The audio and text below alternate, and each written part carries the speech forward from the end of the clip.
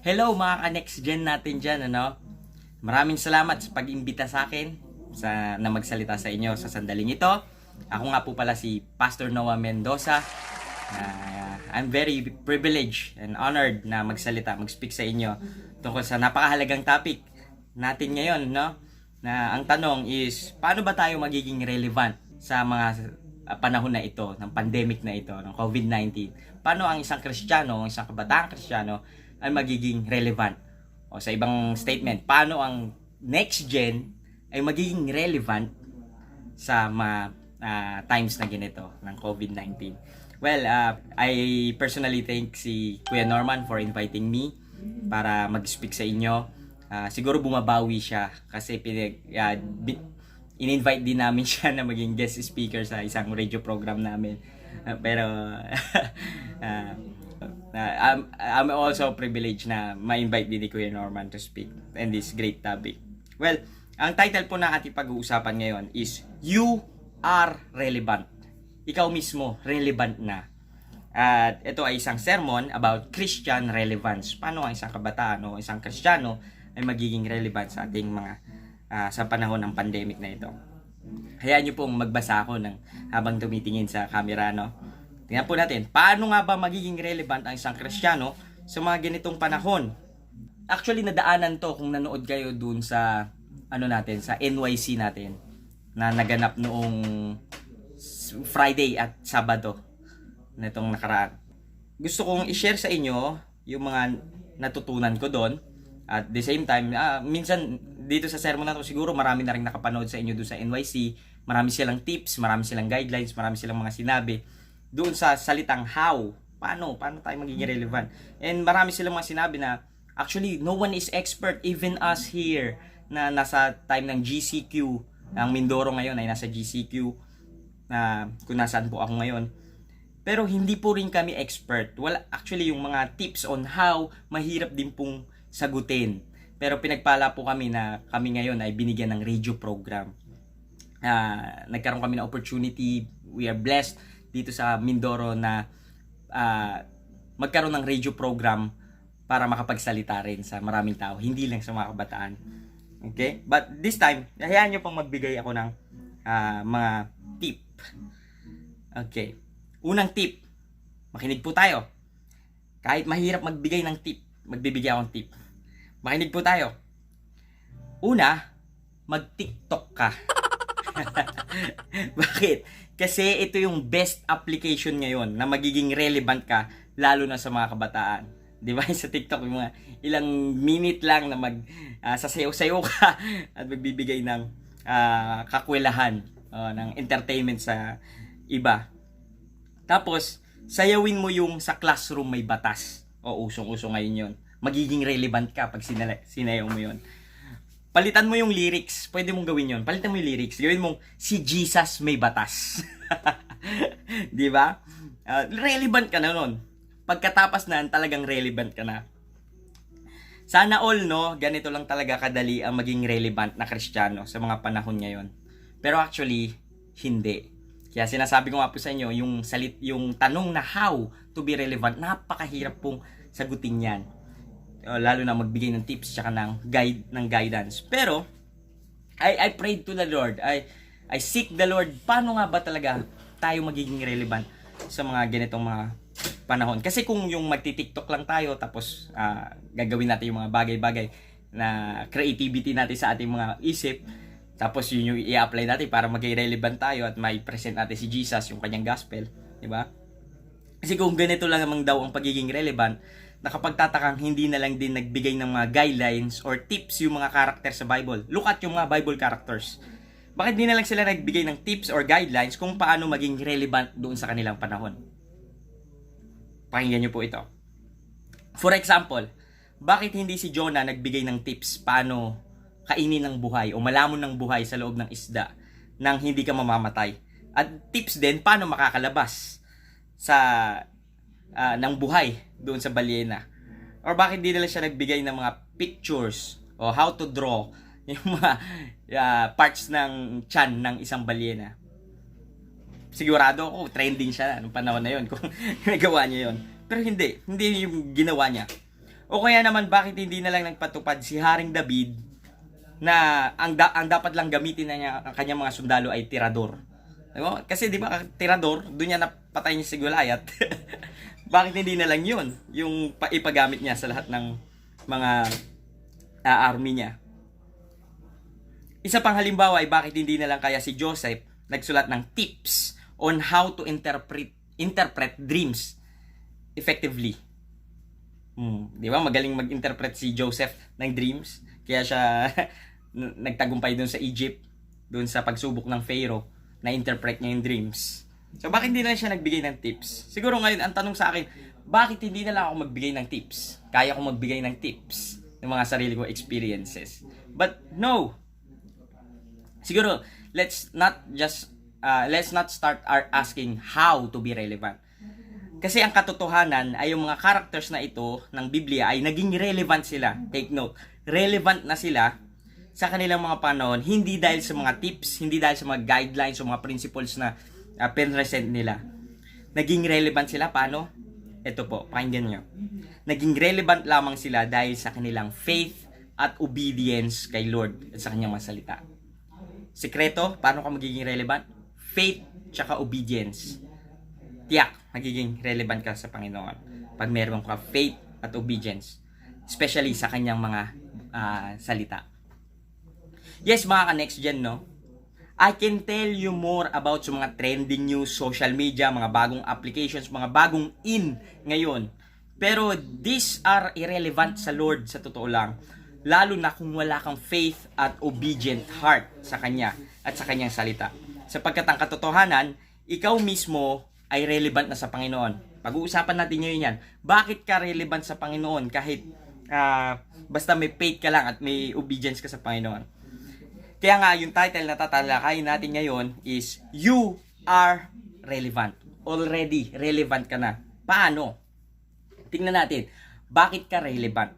Malamang ang maraming tanong sa atin ngayon ay, Pastor, how can this be? I still feel irrelevant. Hindi pa rin ako relevant sa mga panahon na ito. Kahit na may faith at obedience naman ako kay Lord. Sumusunod naman ako na nag-attend ako ng online worship. Ayan, ginagawa ko naman yung mga bagay na yon. And then, pinapagawa ng mga ni pastor, ginagawa ko rin sa aming tadanan. Pero minsan, I feel really still relevant kasi bawal akong lumabas. Hindi ko magawa yung ginagawa ko noon, like practicing praise and worship, or leading the Bible study, leading cell groups. Hindi ko magawa ngayon dahil sa lockdown.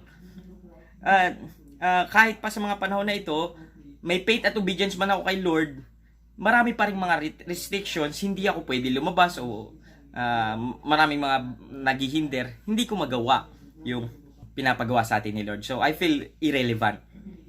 Ngayon, pag-usapan natin, bakit relevant ka kay Lord? Yan tatandaan po natin. Hindi lang dahil sa magti-TikTok ka o yung mga tips na pwede natin gawin or mga guidelines natin on how to use the online worship o online Bible studies. Pero tignan natin bakit relevant ka na kahit hindi mo pa alam yung mga tips na yan. Ang kailangan lang natin maunawaan is we are already relevant at paano tayo magiging relevant.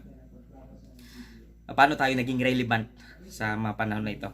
Una, sabihin ko, basta may faith at obedience ka kay Lord, relevant ka na kasi the message of gospel you receive in your heart is always relevant. Relevant po ito, yung mensahe ng gospel sa atin, anuman ang panahon. The gospel is never an irrelevant message. Tandaan po natin yun. Hindi irrelevant ang gospel message. If one thinks that the gospel of Jesus is an old and boring message, maybe hindi lang talaga nila na-appreciate at naunawaan yung kagandahan ng gospel o ng mabuting balita ni Jesus. Look at, tingnan mo kung paano tinignan ni Pablo sa Romans 1 chapter 1 verse 16. Romans chapter 1 verse 16 yung gospel. Ano ang gospel? Sabi ni Paul sa gospel, I am not ashamed of the gospel. Hindi siya nahihiya sa gospel. Bakit? It is the power of God for salvation to everyone who believes, first to the Jew and also to the Greek. Para sa kanya, ano daw ang gospel? It is the power of God, kapangyarihan ng Diyos. So, kapag may gospel ka sa puso mo, you are already relevant kasi mayroong kapangyarihan ng Diyos na nasa iyo. And then, yung kapangyarihan daw ng Diyos na yon para saan? Para sa kaligtasan ng lahat ng mananampalataya. Ibig sabihin, may power ka at hindi lang ito basta power. Super power. Kasi galing ito sa Panginoon, galing ito sa Lord. At ang power na ito ay para sa mensahe ng kaligtasan o mensahe ng pagpapalaya sa pang-aalipin ng kasalanan at kamatayan ng buhay ng tao. Ulitin ko po. Mensahe, ano yung gospel nito? Power upang magkaroon ng kaligtasan at mensahe rin ito ng pagpapalaya sa pang-aalipin ng kasalanan at kamatayan sa buhay ng tao. Tama yun na yung narinig, kapatid. Oo, ang kasalanan at ang kamatayan, hindi lang coronavirus. Sa panahon natin ngayon, yung pandemic, parang yun yung nangaalipin sa atin ngayon. Na highlight ng pandemic lamang na ito yung mga katotohanan na hindi yung pandemic, yung kasalanan at kamatayan ang umaalipin sa atin. Kasi dahil lang sa mga infographics o sa mga informations na natanggap natin kung gaano nakarami yung nagiging biktima, hindi lang locally but globally, para bang nakakatakot. Parang ito yung talagang nangaalipin sa atin. Pero na-highlight lang naman talaga ng coronavirus sapagkat before even the coronavirus, ito na yung naging problema ng tao, yung pang-aalipin ng kasalanan at kamatayan. Na-highlight lang talaga ng pandemic na ito. Kaya nga ang mensahe ng gospel ay napaka-relevant at laging napapanahon, may pandemic man o wala, sapagkat ito ang kapangyarihan ng Diyos upang palayain tayo sa takot, pangamba, lungkot at paghihirap na dulot ng pang-aalipin sa atin ng kasalanan at ng kamatayan. Remember si Moses, mga ka-next gen. Isipin nyo si Moses, hindi siya binigyan ng Diyos ng tips paano makipag-deal sa Pharaoh na nangaalipin sa buong bayan ng Israel. Diba? Hindi siya tinuruan ng Diyos na paano makipag-deal politically para palayain yung Israel. O kaya, hindi rin siya tinuruan ng step by step paano kaibiganin yung Pharaoh para mas madaling makawala yung Israel sa pang-aalipin nila. Sa halip, binigyan siya ng Diyos ng, yung pinag-usapan natin kanina, sinabi ni Pablo, binigyan siya ng Diyos ng power para magsalita tungkol sa kaligtasan at kalayaan ng buong Israel mula sa pang-aalipin ng Pharaoh at mga Egyptians na nagdulot din sa kanila ng takot, pangamba, lungkot, paghihirap sa kanila that time. Sa pamamagitan ng faith at obedience, take note, di ba? Yung faith at obedience, yung main ingredient. Faith at obedience ni Moses, nagawa niya na maging relevant sa panahon nila. Kasi the gospel message is in his heart. Na maging, hindi dahil nagtayo siya ng, tingnan niyo to, sabi niya, hindi dahil nagtayo siya ng Burning Bush Foundation. Di ba? Sikat sana si Moses kung nagtayo siya ng Burning Bush Foundation na naglalayong magbigay ng relief goods para sa mga kinakapos at nangangailangan. Kundi dahil sa gospel o mensahe ng Diyos ng kaligtasan at kalayaan na kanyang sinunod at isinabuhay. I'm not saying na masama yung ginagawang mabuti ng mga kapwa natin na tumutulong at nagbibigay. Pero kahit anong tulong pa ito, gaano man kalaki at kagarbo, without faith, it is impossible to please God. Remember that. Without faith po, kahit gaano pa kaganda yung tulong natin, pero without faith, it is impossible to please God. And therefore, hindi ito swak o relevant sa mata ng Diyos. Kasi ito ay sariling power lang natin. At hindi yung power para sa tunay na kailangan ng ating mga kaluluwa, ang power ng Diyos na nagliligtas at nagpapalaya sa pang-aalipin ng kasalanan at kamatayan. Ito po ang tunay na kailangan natin. May COVID-19 man o wala. Kailangan natin ng gospel message to be input sa ating puso. Talagang intact. Kasi ito po, relevant tong message na to. Ano man ang paraan. Kayo po ang magbibigay ng how. Ang mahalaga yung who. Kung sino yung nandito sa ating puso. Ito yung gospel message na nasa atin. And it is always relevant sa anumang panahon. Ang kailangan lang is you receive the power from on high.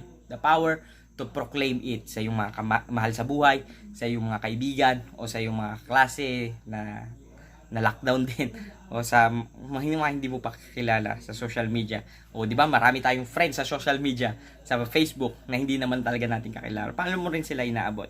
How do you spend time? Tandaan, ang mensahe ng gospel o ang alok ng kaligtasan ni Jesus sa lahat ng mananampalataya sa Kanya ay never naging luma o irrelevant, mga ka-next gen.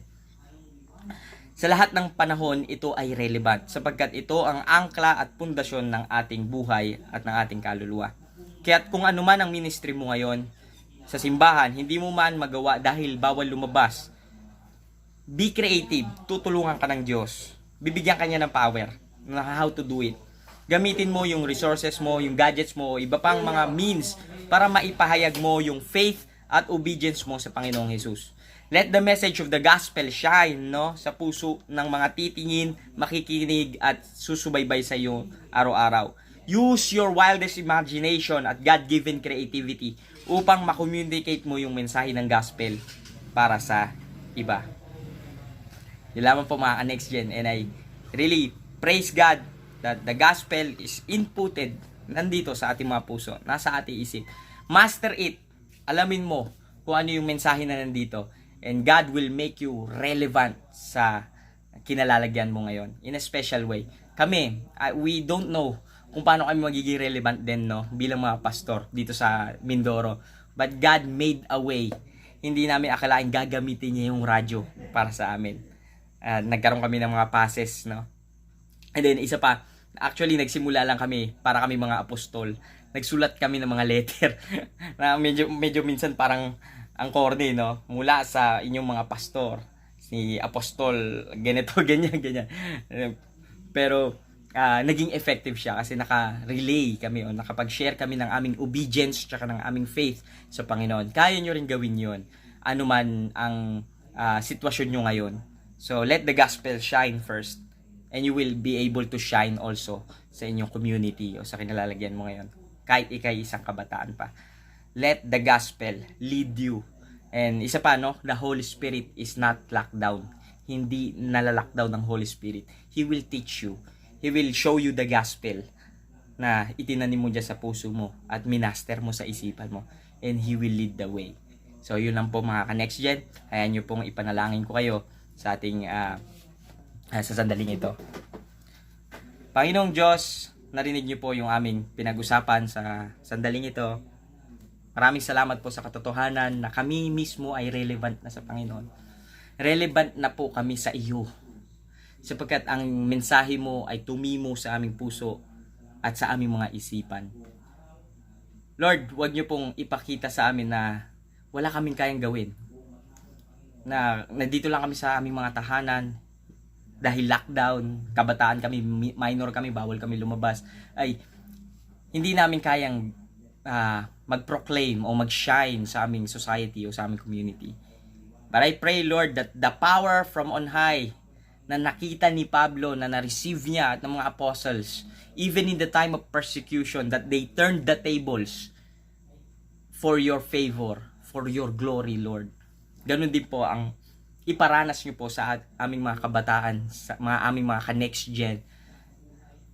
I pray personally for these young people, Lord, that they will also receive that power that the apostles has received, Lord. And that power will lead the way, Panginoon, para sa amin maging relevant, para makapag-share din kami, Panginoon, at marami pang mga tao, Panginoon, na makarinig ng iyong mabuting balita. Maraming salamat po. I pray for the Holy Spirit to work in each individual, in each, Panginoon, na gagamit ng kanilang mga creativity sa kanilang pag-share ng kanilang obedience at faith na nanggagaling po sa iyo rin po mismo, Panginoong Diyos. Maraming salamat po. We love you so much, Lord Jesus. May you help us to trust and obey, to have that faith and obedience that you only require. At ito rin po ang ipapakita namin sa buong sanlibutan. Maraming salamat po. Ito po ang aming dalangin sa pangalan ni Jesus. Amen. Maraming salamat po muli. Pastor Noah Mendoza po uli, inyong lingkod. God bless you.